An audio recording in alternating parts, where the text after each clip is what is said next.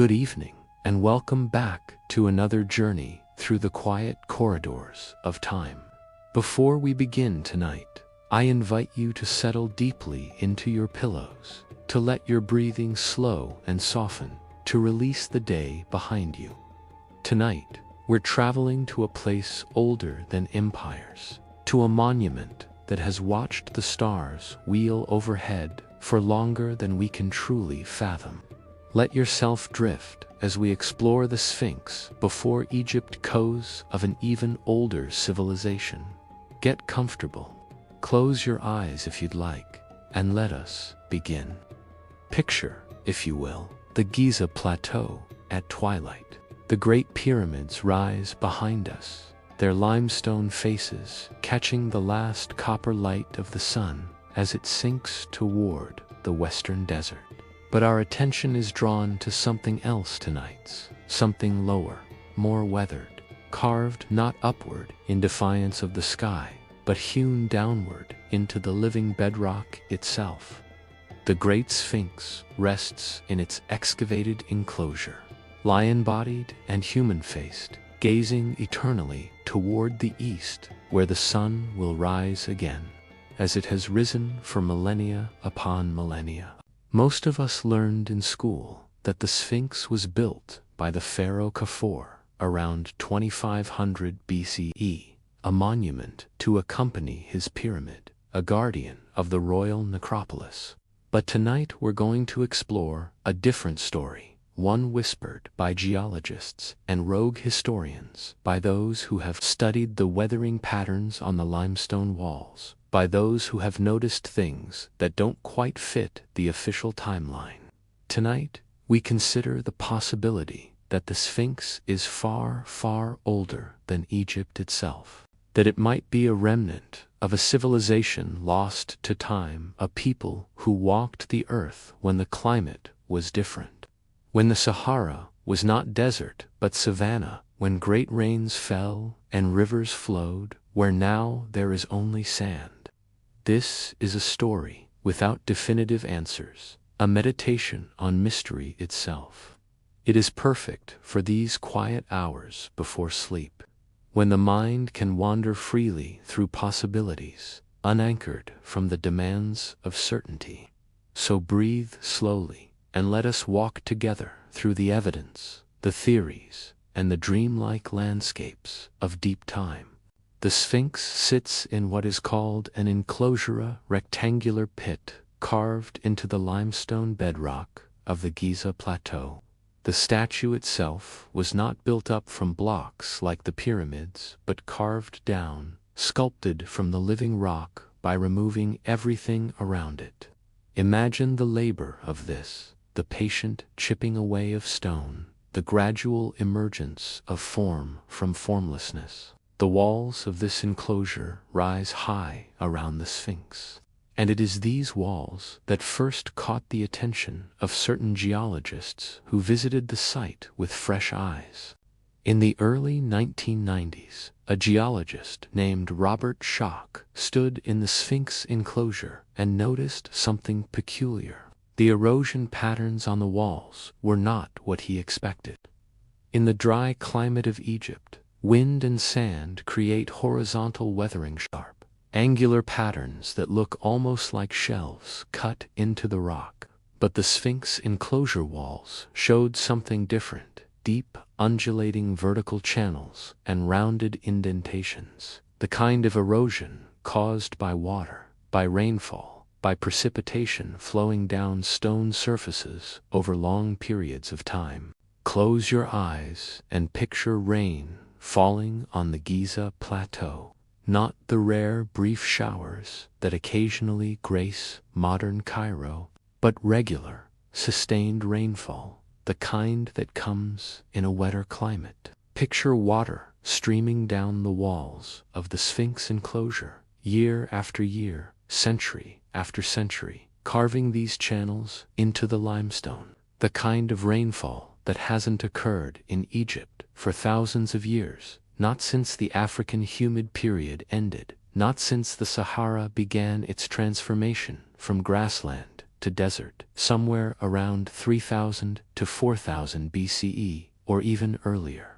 Let your breath flow easily as we consider this. If the erosion on the Sphinx enclosure is indeed caused by sustained rainfall, then the Sphinx must have been carved before the rains stopped.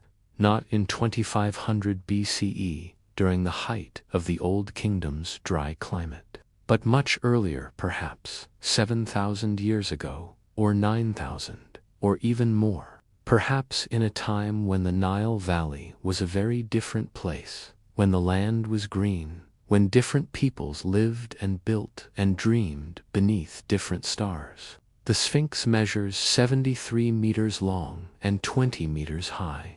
Its body is that of a lion, reclining, paws stretched forward, carved from the softer limestone layers of the Giza bedrock. Its head, much smaller in proportion, a fact that has led some to suggest it may have been recarved from a larger original form, wears the royal headdress of Egypt and gazes eastward with weathered, enigmatic features.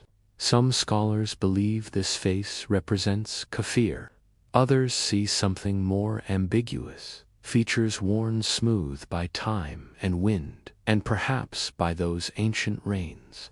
Between the paws of the Sphinx stands the dream stele, erected by Pharaoh Thutmose IV around 1400 BCE. The inscription tells how Thutmose, then a young prince, fell asleep in the shadow of the Sphinx during a hunting expedition. In his dream, the Sphinx spoke to him, asking to be freed from the sand that was burying it, promising that if Thutmose cleared the sand away, he would become pharaoh. Thutmose did so, and indeed became pharaoh, and erected this stele to commemorate the event. But notice, even in 1400 BCE, over 1,000 years after the supposed construction of the Sphinx, it was already being buried by sand, already ancient enough to speak in dreams, already mysterious. There is a damaged line on this stele, worn and difficult to read, that some have interpreted as mentioning Kafir. This is part of the traditional evidence for attributing the Sphinx to Kafir's reign. But the hieroglyphs are ambiguous, fragmentary, and there is an interesting absence in all the extensive Old Kingdom records. Nowhere in the texts of Kafir's time, or in the detailed tomb inscriptions of his officials, is there any mention of carving the Sphinx. For such a monumental undertaking, this silence seems strange. The Egyptians were meticulous record keepers, listing every campaign, every building project, every offering to the gods. Yet the Sphinx, if it was built by Kafir, goes unmentioned. Let yourself sink deeper into your pillows now. Feel the weight of your body fully supported. As we continue this exploration, there is no need to hold on to anything, no need to solve the mystery. Simply let the images and ideas wash over you like water over ancient stone. Consider the climate of northeastern Africa during the last ice age and its aftermath. Between roughly 15,000 and 5,000 years ago, the region experienced what scientists call the African humid period, also known as the Neolithic subpluvial. During this time, the monsoon rains that currently fall over equatorial Africa extended much further north. The Sahara was not a desert, but a landscape of grasslands, lakes, and rivers. Archaeological evidence shows that people lived throughout what is now barren desert, fishing, hunting, herding cattle, creating pottery and rock art. In the cave systems and rock shelters of the now desolate Sahara, ancient paintings still remain, showing giraffes, elephants, hippopotami, and scenes of daily life in a green land. These paintings date from this humid period, this time of abundance. The people who made them lived around lakes that have since vanished, followed rivers that have since dried to dust. They left behind fish hooks, harpoons, grinding stones, evidence of a thriving culture adapted to a landscape we can barely imagine when we see the same regions today. The Nile Valley itself would have been different then. More rainfall, more vegetation, a wider floodplain. It is not difficult to imagine that cultures existed along the Nile long before the first dynasty of Egypt unified the land around 3100 BCE. Perhaps some of these pre-dynastic peoples built monuments, carved stone, developed sophisticated understanding of astronomy and engineering.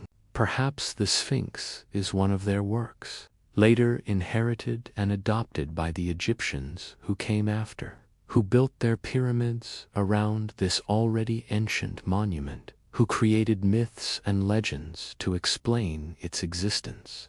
Breathe slowly. Let your jaw relax, your shoulders drop away from your ears.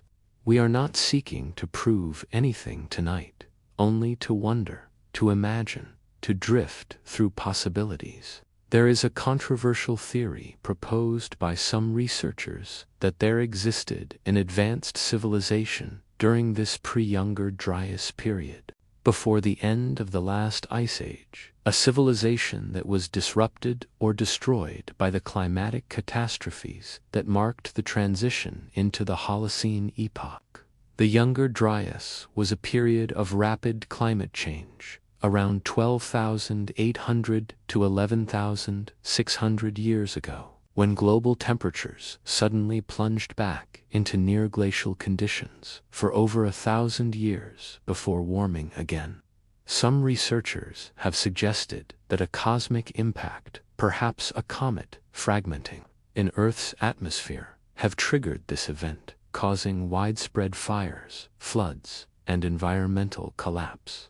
If such a civilization existed, if they built in stone along the Nile or in other regions, now submerged or buried, their works might appear to us as anomalies, as structures that seem too old, too sophisticated, too weathered to fit our standard historical timeline. The Sphinx, in this interpretation, would be a survivor, a relic from before the deluge of climate change that ended the Ice Age world. It is a controversial idea, rejected by most mainstream archaeologists, who point to the lack of clear evidence for such an advanced pre-Ice Age civilization. They note that while hunter-gatherer peoples of that era were certainly sophisticating art, jewelry, complex tools, there is no evidence of cities, writing, or the kind of organized state-level society that could undertake major monumental construction. The Sphinx, they argue, fits perfectly well into the context of Old Kingdom Egypt, with its known labor organization, its demonstrated ability to move and carve massive stones, its clear cultural motivations for creating such monuments. Yet the geological evidence remains puzzling to those who study it. The weathering patterns, the erosion profiles, the depth and style of the channels in the enclosure walls, these suggest prolonged water erosion to some geologists, while others argue that the patterns could be explained by a combination of factors, including chemical weathering, sand and wind, humidity, and occasional flash floods, even in a dry climate. Let your eyes remain closed. Feel yourself sinking, drifting. The debate itself is less important than the mystery it points toward, the reminder that history is deeper and stranger than we sometimes remember, that the past is not fully known, that gaps and puzzles remain. Let us imagine, as we do in these quiet hours before sleep, what life might have been like in the Nile Valley 9,000 years ago, if indeed there were people there sophisticated enough to carve the Sphinx. Picture a time when the climate was wetter, when the plateau of Giza was not barren limestone but covered in grass and scrub vegetation. Small trees might have grown in the valleys, fed by seasonal streams. The Nile itself would have been broader, its floodplain wider, its annual inundation more extensive. People would have lived in settlements along the river, built of organic materials, wood, reeds, mud brick, thatch, materials that decay and leave little trace after millennia. They might have practiced early forms of agriculture, tending gardens of barley and emmer wheat, the first crops of the Fertile Crescent. They might have kept cattle, goats, sheep, learning the patterns of animal husbandry that would later sustain Egyptian civilization. They would have fished the Nile, hunted game in the grasslands, gathered wild plants and seeds. Imagine their days beginning with sunrise over the eastern desert, the light spreading gold and rose across the land. Imagine them rising from simple dwellings, kindling fires, preparing food, the ancient rhythms of human life that have changed so little in their basic patterns across all the millennia. Perhaps they gathered in the early morning to discuss the day's work, to assign tasks, to share stories from the night's dreams. If they carved the Sphinx, it would have been a communal project, a focus of collective effort over years or decades. Imagine the sound of stone on stone, the patient percussion of hammer and chisel, the dust rising in the dry air. Imagine workers learning the grain of the limestone, finding where it split easily and where it resisted, gradually understanding how to shape the living rock. The body would emerge slowly, the flanks of the lion taking form, the powerful legs, the paws stretching forward. Why a lion? The answer might be found in the landscape itself. During the Pleistocene and early Holocene, lions ranged across much of Africa, Asia, and even into southern Europe. They were a powerful presence in the ecology and imagination of ancient peoples. A lion carved from stone, monumental in scale, might represent power, protection, the wild strength of nature itself. Many cultures have associated lions with the sun, with royalty, with guardianship. Perhaps this association is older than we know, stretching back to these early carvers along the Nile. The head of the Sphinx is a puzzle. Some researchers have noted that it seems disproportionately small compared to the massive body, and that it shows less erosion than the body and enclosure walls. One explanation is that the head was recarved at some point, perhaps by Egyptian pharaohs who wanted to give the ancient monument a human face, a royal face, transforming a purely leonine statue into the hybrid guardian we see today. If the original head was a lion's head, in proportion to the body, it would have been much larger, extending further forward. Recarving it into a smaller human head would remove the more weathered outer layers of limestone, leaving fresher stone that would show less erosion, which is what we observe. But this is speculation, one theory among many. The truth is lost in time, worn away like the features of the face itself, smoothed by centuries of wind and sand and rain. Breathe deeply now. Let the images flow through your mind without grasping them. We are travelers in a landscape of uncertainty, and that is perfectly fine.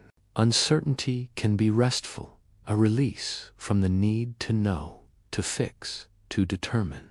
Tonight, we simply wonder. There are other anomalies at Giza that have caught the attention of alternative researchers. Beneath the plateau, ground-penetrating radar and seismic surveys have revealed cavities, voids in the rock, possible chambers or tunnels. Some of these have been explored, others remain inaccessible or unexplored.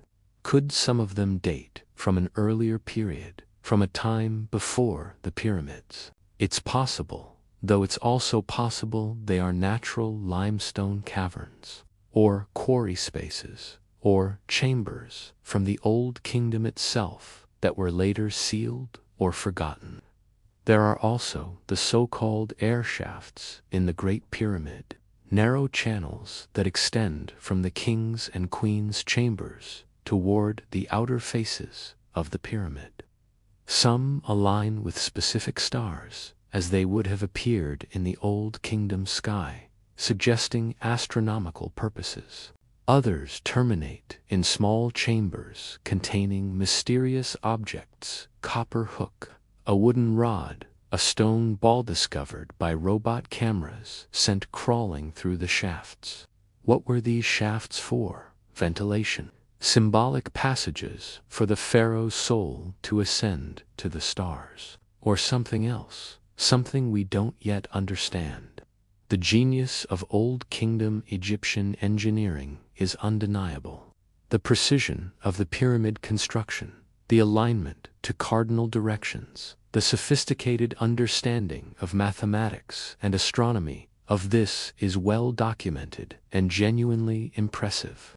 But does acknowledging this sophistication require us to believe that every monument at Giza dates from the same period? Could the Egyptians have built their pyramids around an older structure, one they themselves considered ancient and sacred? There is a concept in archaeology called site persistence, or place memory, the tendency for sacred or important sites to remain sacred across long periods of time, even as cultures change and evolve.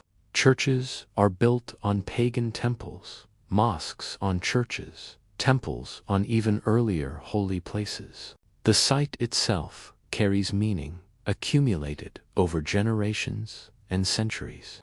Perhaps Giza was such a place, sacred long before Khufu chose it for his pyramid, sacred because of the strange, weathered lion statue that already dominated the plateau, gazing forever eastward. Let your mind drift now to the myths and legends of Egypt itself, the stories the Egyptians told about their own origins. In the Egyptian worldview, history stretched back through dynasties to a time when gods walked the earth, when divine beings ruled as pharaohs. The Turin King List, a papyrus document from the New Kingdom, lists not only human pharaohs but also gods and spirits of the dead who reigned before the first dynasty. These mythical reigns lasted hundreds or thousands of years. We might dismiss this as pure mythology, as we do similar tales from other cultures, the antediluvian patriarchs of the Bible who lived for centuries, the divine emperors of ancient China, the god kings of Sumerian myth. But what if these stories preserve a garbled memory of deeper time, of human presence in the Nile Valley extending back further than the neat 3100 BCE date we assign to the beginning of civilization? Not supernatural gods, but human societies, perhaps at lower levels of complexity than the later kingdoms, but present nonetheless, building and living and creating stories that echoed down through the generations. The Greek historian Herodotus, writing in the 5th century BCE, visited Egypt and spoke with priests in Memphis. They told him that their records went back 11,340 years before his time. This would place the beginning of Egyptian civilization in their accounting at around 11,800 BC, deep in the Stone Age by our conventional chronology.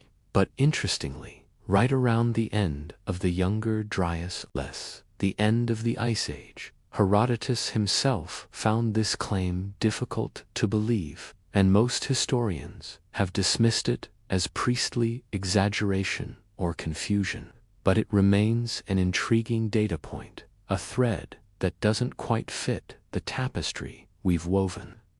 The Egyptians themselves claimed that the Sphinx existed before their dynastic history began. In various texts, it's associated with the god Horus, specifically with Horus of the horizon Horemakhet, a solar deity representing the sun at dawn.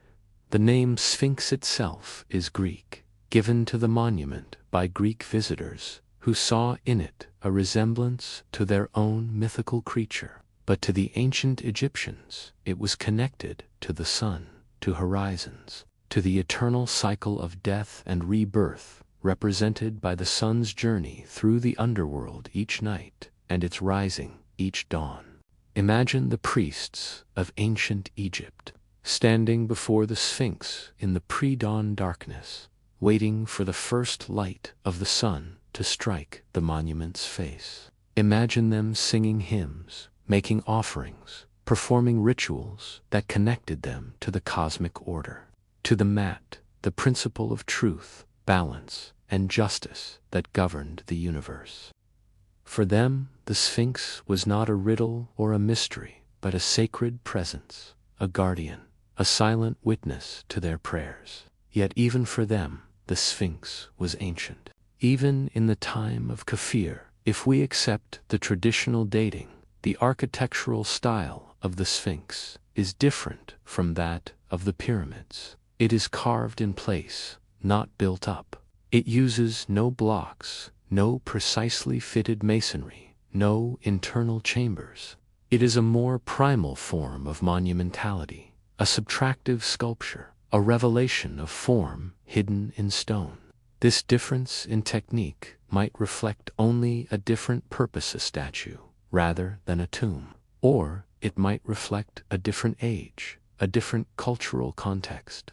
Feel your breathing slow further now, your body heavy and still. We have wandered through evidence and speculation, through geology and mythology, and we have found no certain answers.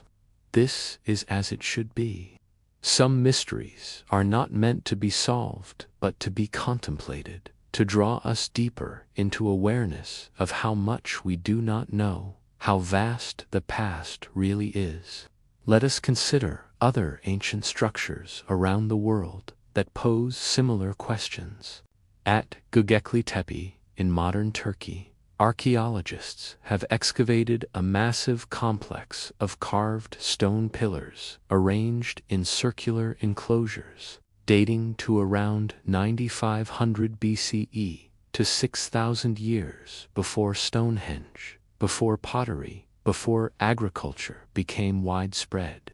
The pillars are carved with images of animals, abstract symbols, perhaps narrative scenes. The site represents a level of organization and symbolic sophistication that surprises researchers. Pushing back the timeline of monumental architecture and complex ritual activity by thousands of years, if hunter-gatherers in Anatolia could carve and erect such stones in 9500 BCE, is it impossible that people in the Nile Valley could have carved a statue from living rock around the same time? The question is not whether humans were capable, clearly they were, but whether they did so in that place, and whether the Sphinx is evidence of it. In Japan, off the coast of Yonaguni Island, divers have discovered underwater formations that some believe to be the ruins of a man-made structure, carved terraces, right angles, possible stairways. Most geologists who have examined the site conclude that the formations are natural, the result of normal geological processes in sedimentary rock. But debate continues, and the formations remain eerie, ambiguous, the kind of thing that makes you wonder. In the Mediterranean, rising sea levels at the end of the Ice Age drowned coastal settlements. Archaeologists have found submerged ruins off the coasts of Greece, Israel, India, mostly from Classical or Bronze Age times, but some possibly older. If sea levels rose over 120 meters as the Ice Age glaciers melted, then entire landscapes were inundated, and whatever was built there is now beneath the waves, often under meters of sediment, difficult or impossible to investigate. The point is not to claim that advanced civilizations are hiding under every wave or behind every mysterious stone. The point is simply that the Ice Age world was larger than the modern world, with more habitable land, more rivers, more resources along coastlines that are now submerged. Humans lived in that world for tens of thousands of years, and we know only fragments of their story. Most of what they built, if they built in perishable materials, is gone. Even stone structures can be buried, broken, eroded, beyond recognition. The archaeological record is incomplete, and the further back we go, the more incomplete it becomes. Imagine the world 10,000 years ago. The glaciers are melting. The climate is changing rapidly. People are on the move, adapting, finding new territories as old ones flood or dry up.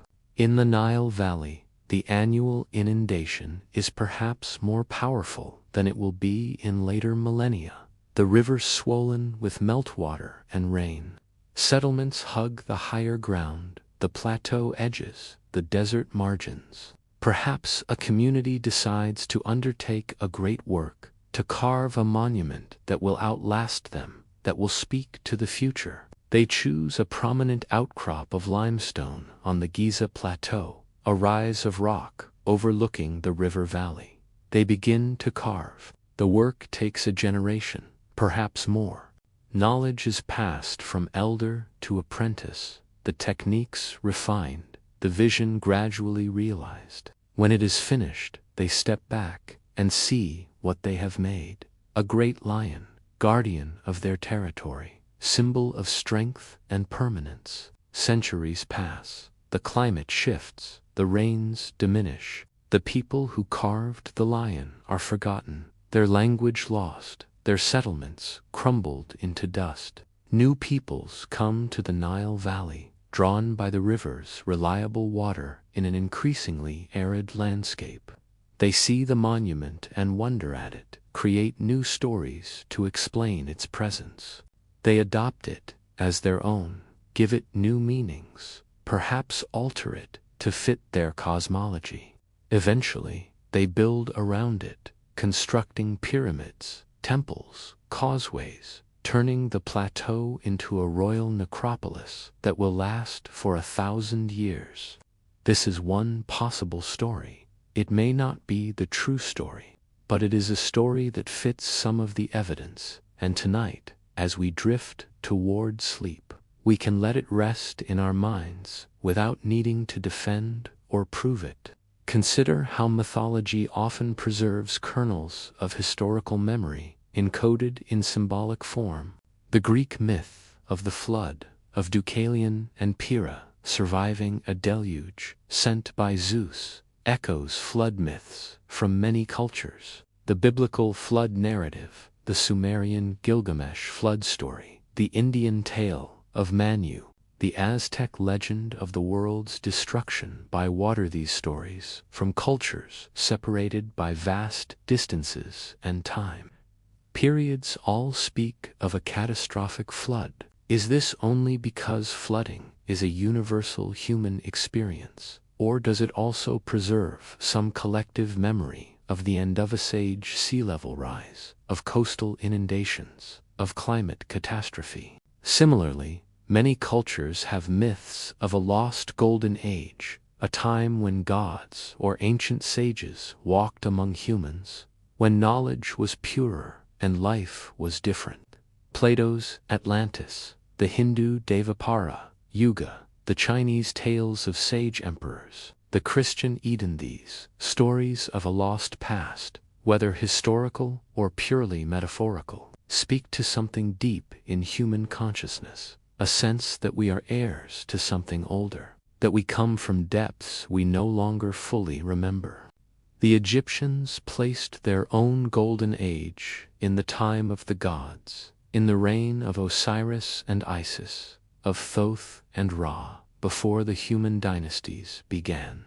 They saw themselves as maintaining Ma'at, the cosmic order established in that mythic time, and all their rituals and monuments were oriented toward keeping that order intact, preventing the universe from sliding back into the chaos that preceded creation. What if some of their myths, like the myths of other cultures, preserve faint memories of actual history, of societies that preceded theirs, of monuments built by people they knew only through legend? We cannot know for certain, but we can imagine.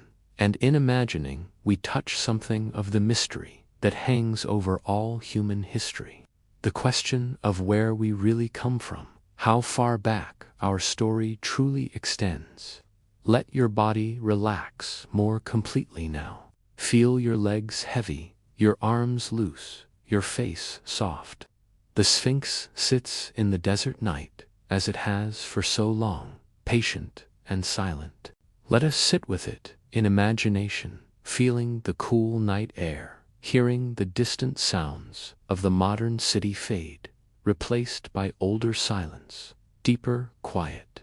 Archaeologists continue to study the Sphinx and its enclosure. In recent decades, repair and conservation work has been ongoing, necessary because the monument is fragile. The limestone soft and friable in places, damaged by wind and pollution and misguided restoration attempts in the past.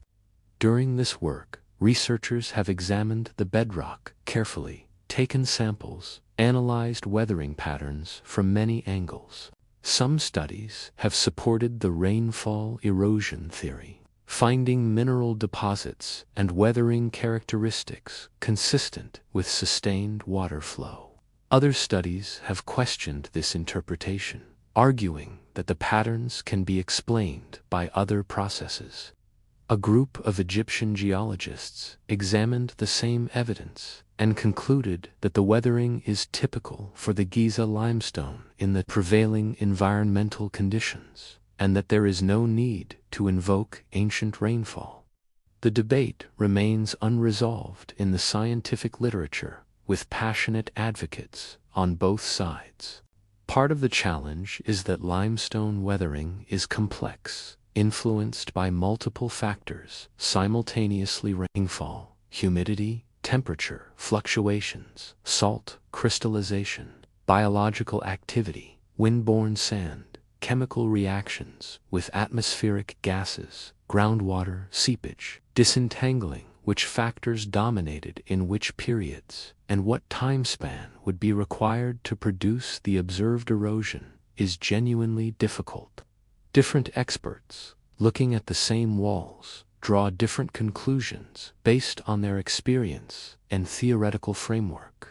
This is how science works, especially in historical sciences, where controlled experiments are impossible, and we are trying to reconstruct unrepeatable past events from fragmentary evidence. It is messy, uncertain, subject to interpretation.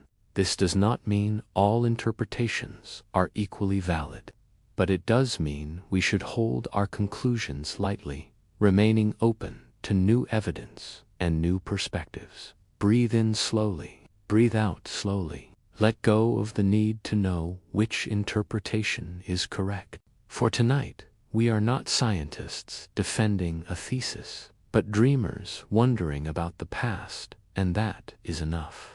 Let us return to the Sphinx itself, to its physical presence.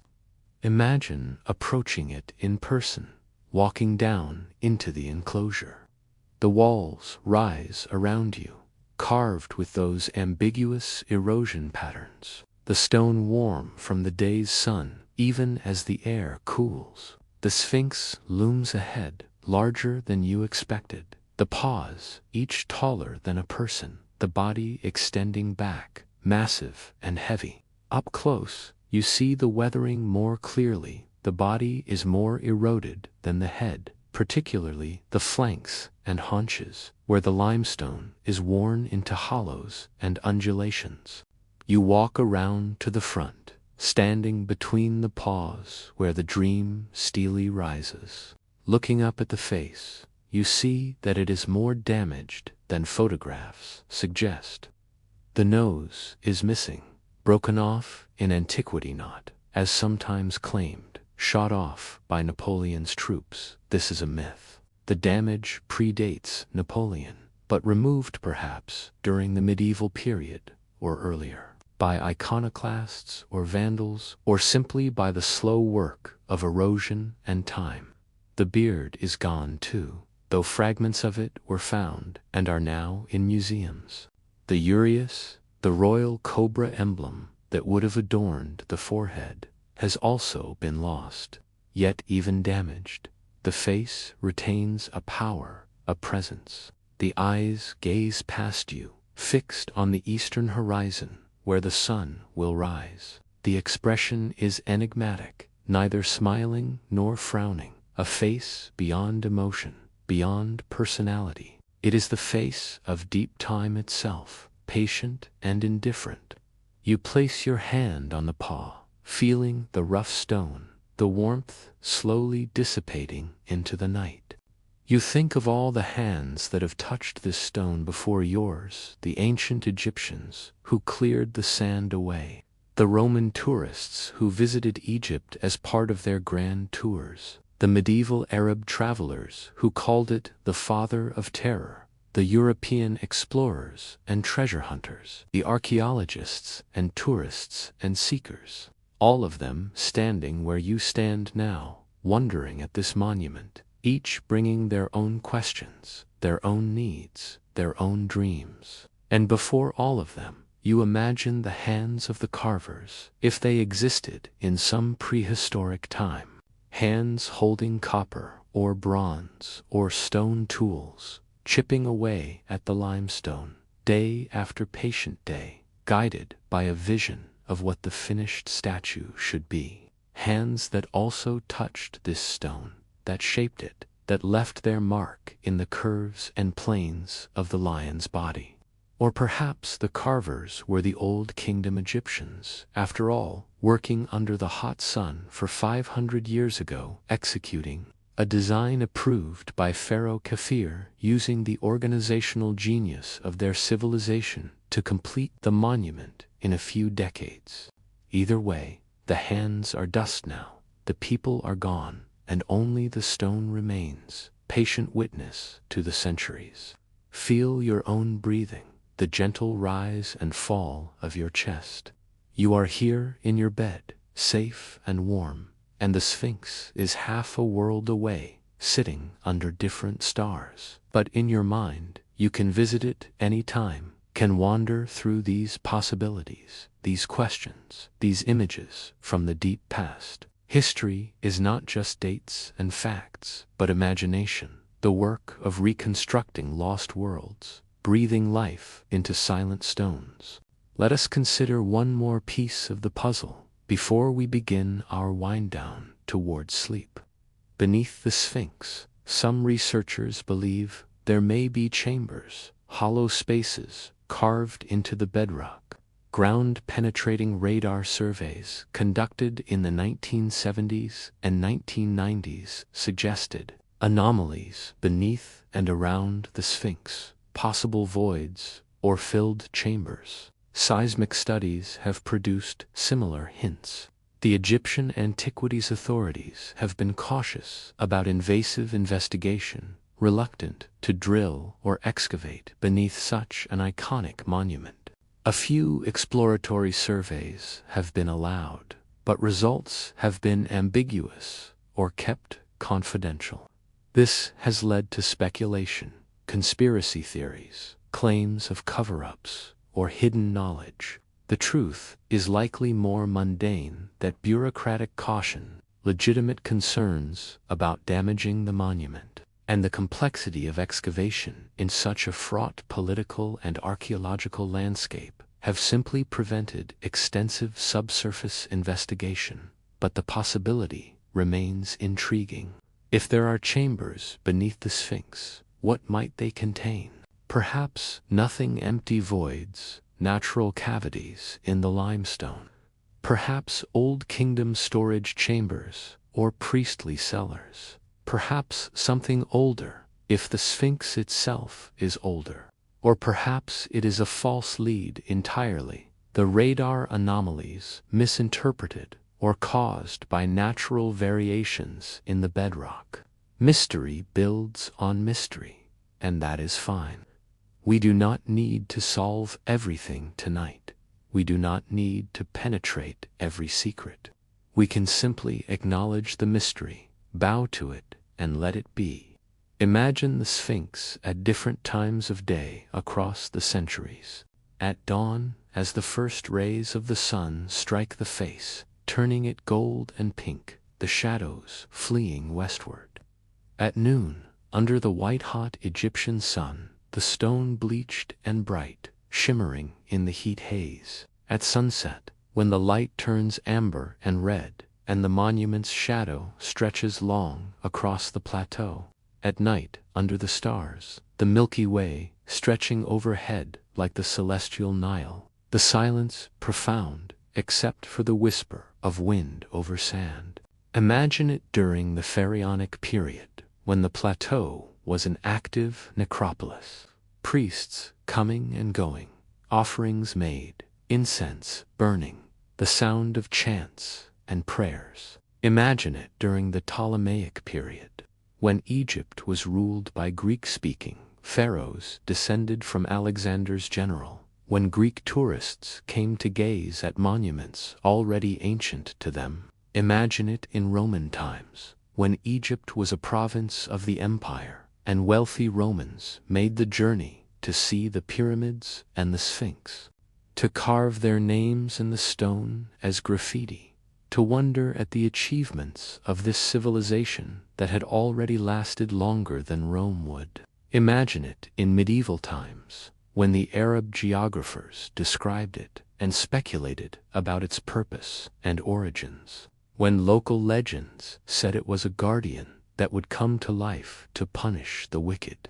Imagine it during the Ottoman period, when Egypt was a backwater of a vast empire, the monuments neglected, partially buried in sand, visited only by occasional travelers. Imagine Napoleon's soldiers sketching it during the French campaign in Egypt, the beginning of modern Egyptology, the systematic study of Egypt's ancient past. Imagine it in the 19th century, when European and American archaeologists descended on Egypt, excavating, recording, sometimes pillaging, driven by a mix of scientific curiosity, imperial ambition, and sheer fascination with the ancient world. The Sphinx was fully excavated, measured, photographed. Theories were proposed and debated. The romance of Egyptology captured the popular imagination, mummies' curses, hidden tombs, the mysterious East, and now, in our own time, the Sphinx sits surrounded by fences and security, part of a carefully managed archaeological site, a UNESCO World Heritage location, a symbol of Egypt known around the world. Tourists come by the millions, cameras clicking, seeking that perfect photo. Scholars continue to study it, using ever more sophisticated technology, laser scanning, photogrammetry, chemical analysis, non-invasive subsurface imaging. The monument endures, still enigmatic, still compelling, still somehow beyond our complete understanding. Let your mind grow quiet now. The images can become softer, less defined, blending into one another, like sand blown across the desert, like water flowing over stone. There is no need to hold on to any particular thought or idea. Let everything drift, formless and easy. The question of the Sphinx's age may never be definitively answered. Perhaps future discoveries will clarify matters. A cache of Old Kingdom texts explicitly describing its construction, or conversely, incontrovertible geological evidence pushing it back into the Ice Age, or perhaps it will remain ambiguous, a monument that straddles the boundary between different interpretations, different pasts, and perhaps that ambiguity is itself meaningful. Perhaps the Sphinx teaches us something by remaining mysterious, that the past is deeper than we know, that our certainties are always provisional, that we are heirs to a long and complex human story that stretches back into the shadows of prehistory.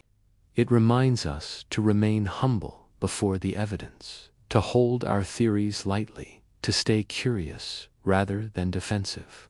In a way, this is a meditation on time itself. Deep time, geological time, the kind of time that makes human history seem brief as a single breath. The limestone of the Giza plateau was laid down in an ancient sea 50 million years ago, when Egypt was underwater and the continents were in different positions, and dinosaurs had only recently gone extinct. Layer by layer, the bodies of marine organisms settled to the sea floor, compressing into rock over millions of years. Then tectonic forces lifted the sea floor, creating dry land, creating the plateau we now call Giza. And then at some point in the very recent past, whether 4,500 years ago or 9,000 years ago, it's still recent on a geological scale, humans came to this plateau and carved one particular outcrop of limestone into the shape of a lion. And now, a few thousand years later, we wonder about it, we tell stories about it, we let it draw us into contemplation of our own history and mysteries. All of this is occurring in the thinnest sliver of time, the most recent microsecond of Earth's long day. And yet, for us, this sliver contains everything all of human history, all of our achievements and struggles, all of the civilizations that have risen and fallen, all of the art and architecture and stories we have created. The Sphinx sits at the edge of this sliver, at the boundary between what we know and what we have forgotten, and that is, perhaps, why it fascinates us so deeply. Breathe slowly now, each breath a little deeper, a little more relaxed. Feel yourself settling, your body becoming still and heavy, your mind growing calm and spacious. The Sphinx continues to gaze eastward, as it has through all the centuries, waiting for the sun to rise again, as it always does, as it always will. There is something comforting in this image, the monument enduring, patient, unchanged by the small turmoils of human affairs. Empires rise and fall, languages are born and die, knowledge is gained and lost and gained again. But the Sphinx remains, and the sun rises, and the Nile flows, and the patterns of the cosmos continue their ancient dance. This constancy, this deep rhythm, is restful. It reminds us that we are part of something larger than ourselves, something that was here before us and will continue after us. As you lie in your bed tonight, you are connected to all of this, to the Sphinx and to the people who carved it whenever they lived. You are connected to the stone, which was once sea creatures, which was once dissolved minerals in ancient oceans. You are connected to the sun that rises over Giza each morning, the same sun that rises wherever you are, the same sun that has powered all life on Earth for billions of years. You are connected to the flow of time, the river of history, the great stream of consciousness that includes all human experiences, past and future. Let yourself feel this connection, not as an intellectual concept, but as a physical sensation, a settling into the fabric of existence. You belong here. You are part of this. Your life, your breath, your quiet rest, tonight all of it is woven into the larger pattern, the great mystery of being. The Sphinx, whether built by Kafir or by unknown peoples of the deep past, is ultimately a human creation made by people like you. People who looked at stone and imagined something different, something greater, something that would outlast their individual lives. They succeeded. The monument remains. And in remaining, it speaks to us, not in words, but in presence, in its patient endurance, in its silent watchfulness. What it says is this, that we are capable of creating things that last, that matter, that carry meaning forward through time. That we are capable of working together on projects larger than ourselves, investing our labor and vision in something that will benefit or inspire future generations we will never meet. That we are capable of touching the eternal, even though we ourselves are mortal and our lives are brief. This is the legacy of all great monuments, all great art, all great human endeavors. They remind us of our capacity for transcendence, for reaching beyond the immediate needs of survival toward something higher: beauty, meaning, connection with the cosmos and with each other.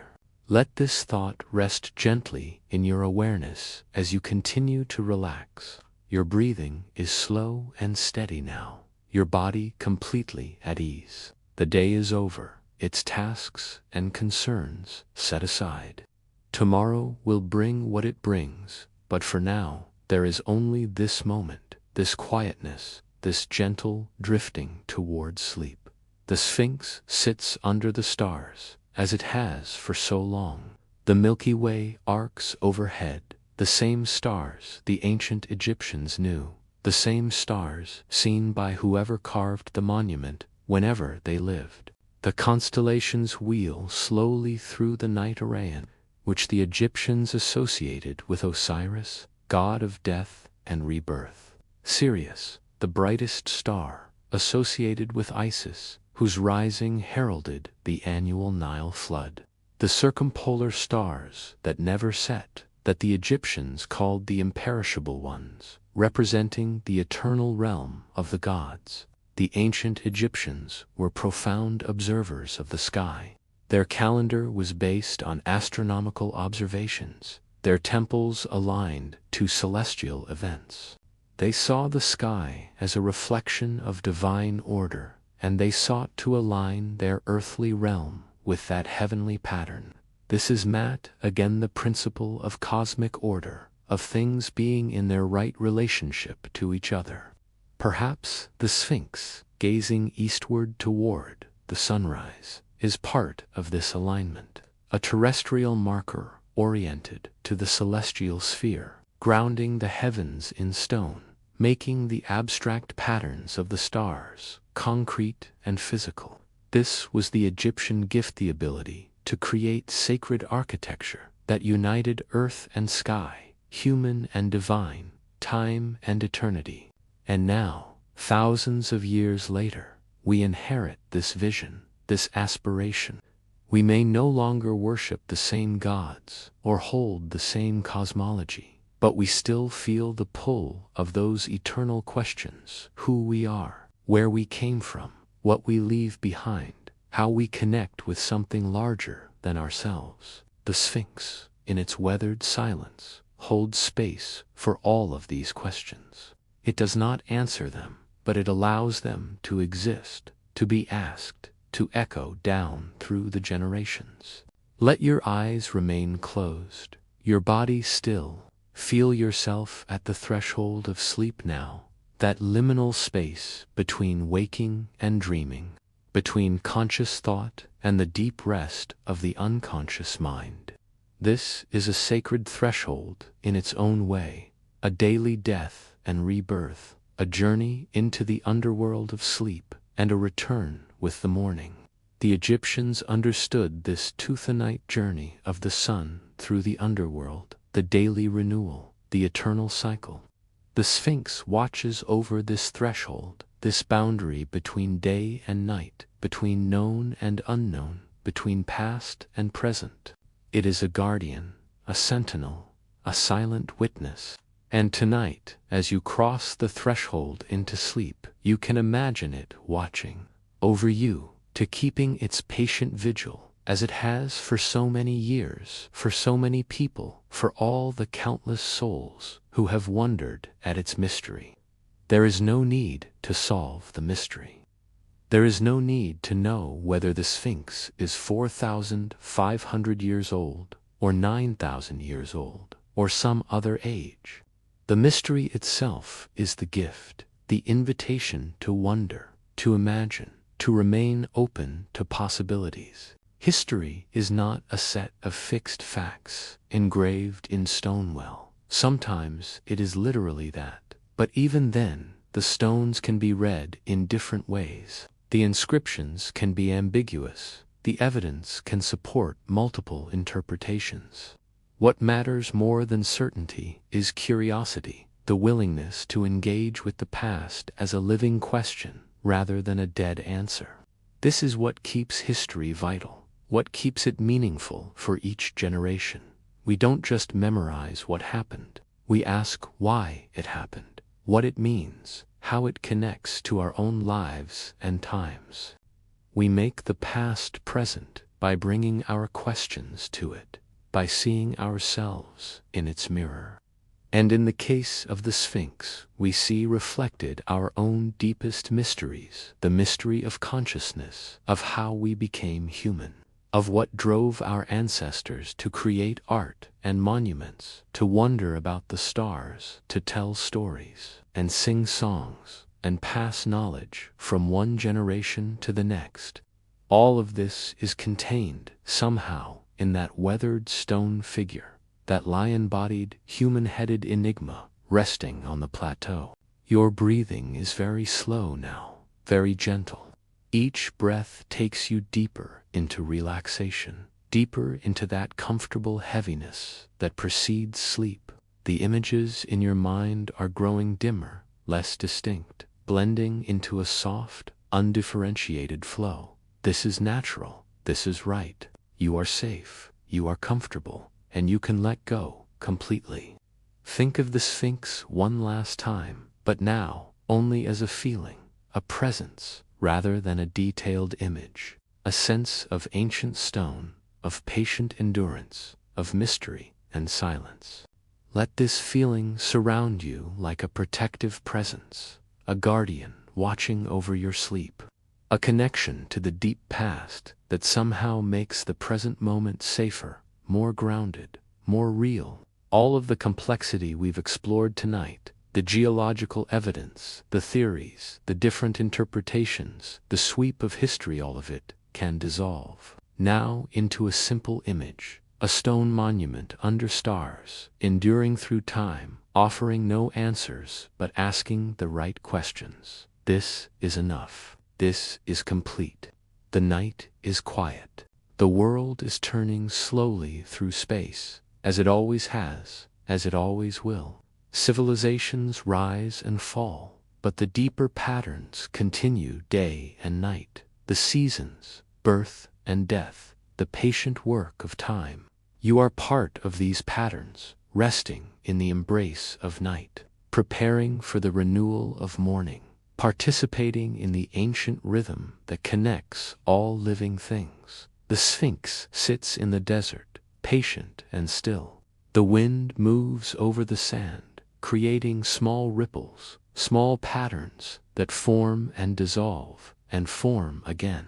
The temperature drops as the night deepens, and the stone of the monument releases the heat. Slowly, slowly, the monument cools, becomes part of the night, merges with the darkness, until morning comes again.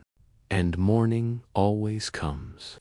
This is the promise of the Sphinx's eastern gaze, that the sun will rise, that light will return, that the cycle continues, that there is always renewal, always another beginning, even in the depths of night, even in the depths of mystery and unknowing.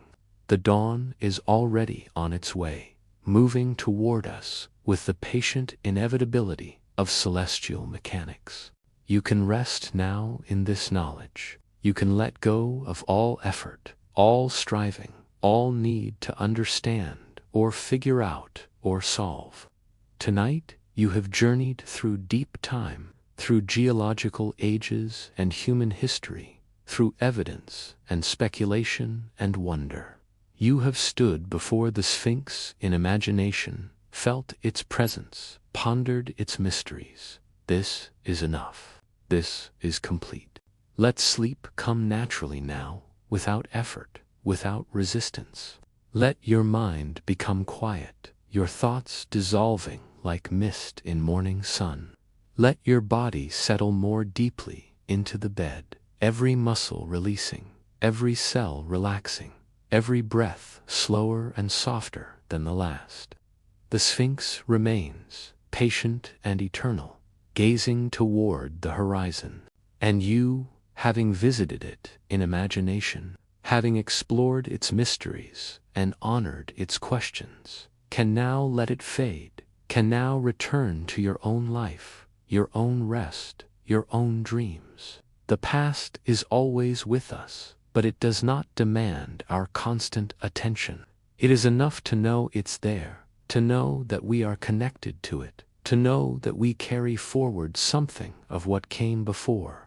Tonight, you have paid your respects to that long continuity, and now you can rest in the present moment, in the simple peace of nighttime and sleep. Everything we have wondered about tonight, every question, every theory, every image can be released now. Let it all drift away like sand on the wind, like water flowing over ancient stone, like time itself moving in its great circle, carrying us with it, carrying everything with it, toward whatever comes next. The Sphinx knows nothing of our theories and debates. It simply is, simply exists, simply endures. And in that simple existence, that patient being, there is a kind of wisdom, the wisdom of stone, of earth, of things that last beyond the span of any individual life or thought or interpretation. Let this wisdom cradle you now as you sink into sleep. Let the endurance of stone teach your body to rest deeply. Let the patience of millennia teach your mind to be still. Let the mystery of the past teach your heart to wonder without needing to conclude, to ask without needing to answer, to be present without needing to understand. Good night, traveler through time. Good night, seeker of ancient mysteries. Good night, inheritor of all that has been and all that will be. Rest well in the knowledge that you are part of the great story, the long unfolding, the endless dance of time and consciousness and matter and meaning. The Sphinx watches over the threshold, and you can cross safely into sleep, into dreams, into the renewal that comes with rest. The stone is patient, the stars are constant, the cycle continues, and you, for now, can simply rest, simply breathe, simply be. All is well, all is complete. Good night.